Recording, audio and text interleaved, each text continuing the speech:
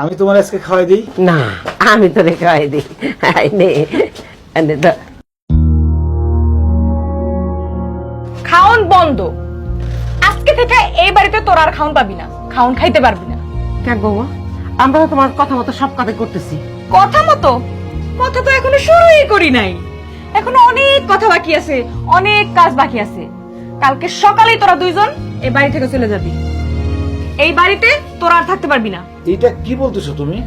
ঠিকই তো বলছে, তোরা মা ছেলে যদি এই বাড়িতে থাকোস তাহলে এই বাড়ি দখল নেওয়ার চেষ্টা করবি আর আমাকে বিরুদ্ধে ষড়যন্ত্র করবি।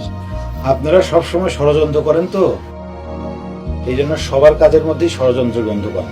এই একদম চুপ। আমার মেয়ে যেটা বলছে একদম ঠিক কথা বলছে, এটাই ফাইনাল। কালকে তোরা মা ছেলে দুইটাই এই বাড়ি থেকে চলে যাবি। সকালবেলা উঠে জানি তোকে দুইটার চেহারা না দেখি। বৌমা, তুমি আমার বাড়ি থেকে খেদাই দিও, কিন্তু আমার পোলারে বাইর করে দিও না। ও তোমার সন্তানের পিতা।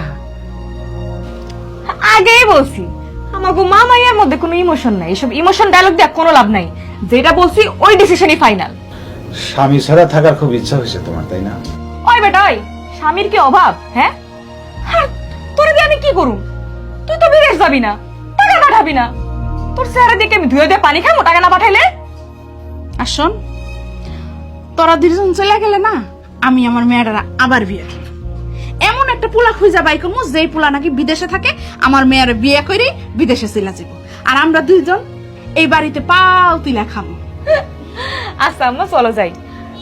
আর শোন, কালকে সকালের মধ্যে তোরা এই বাড়ি থেকে যাবি গা। চলো। মা, তুমি না চিন্তা করো না, উপরওয়ালা তো সব দেখতেছে, তাই না? উপরওয়ালা সঠিক বিচার করবে। আর আমি এখন আসছি না, দেখো কি হয়।